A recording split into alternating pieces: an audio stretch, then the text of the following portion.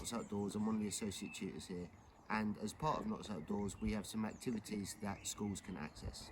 So one of the packs you can have access to is acclimatisation, and today we're going to do the unnatural trail. These activities can all be linked to the national curriculum. It's suitable for across key stages, and the curriculum links are: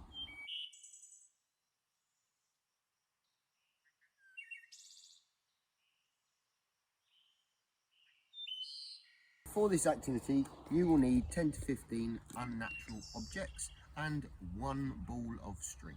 Okay, this activity can be done inside or outside the school building.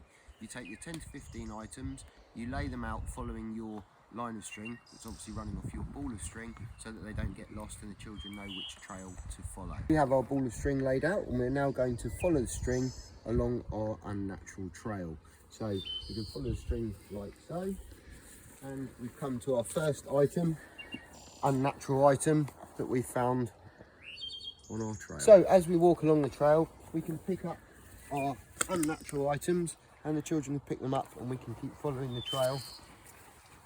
And by picking them up, we know that then we can discuss them at the end of the trail and the impact they will have on our environment.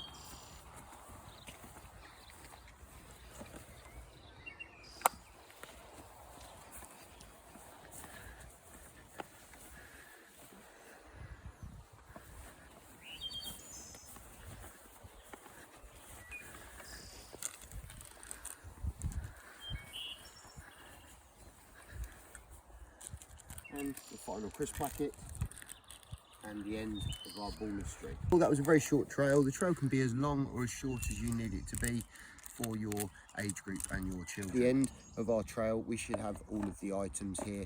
We can lay them out on a table, and then the children can discuss the impact of all of our unwanted items on our unwanted trail. We could also split them into different categories as to where they would be recycled to and what would go into landfill. So we've got plastic here, for example. I've got some glass, some metal, paper, cardboard, and the crisp packets are foil. So you can discuss with your children everything that you've collected and what can be recycled and how it should be recycled, so it doesn't have a big impact on our environment. We've discussed our items that we found on our unwanted trail, and now we've come to our very own mini landfill. We've got this set up here at Pearlthorpe. Okay, so we can quite see the dates here. So spring 2003, spring 2020. So if we lift back our landfill here, this is what happens to items when they are not recycled. So this was obviously put in 2003. So in here, got like a small bag, got remains of a crisp packet there, and some other packaging. I know for a fact that there was some fruit in here. As you can see, the fruit has completely gone. Much like in a compost, it's been it's disintegrated over time and rotted away and gone into the soil. Then if we come over to this bay here, which is the 2020, we can see how long things take to break down. So again, we've got another bag here, and it's got in here some more foil crisp packet. We can see here as well, it's a lot brighter, been in a lot less. We've also got a plastic tub. These will take years and years and years to break down. So this is why it's important that we make sure that they go into the correct recycling so we can use it and we are not impacting on our environment. Okay, so we just walked over here and we are now at our waste monster.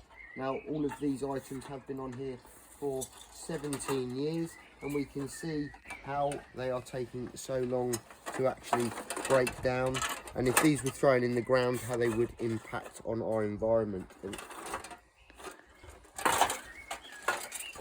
This activity is great because it can link to literacy. We can talk about the impact we've had on the environment, so from a historical point of view, how we've changed the environment we live in throughout history. It can also link to art because we can do things with the stuff we find on our trail, and also maybe a little bit of upcycling. So I'd like to thank you for joining me on this trail. I hope you enjoy it, doing it as much as I have, and hope to see you all soon.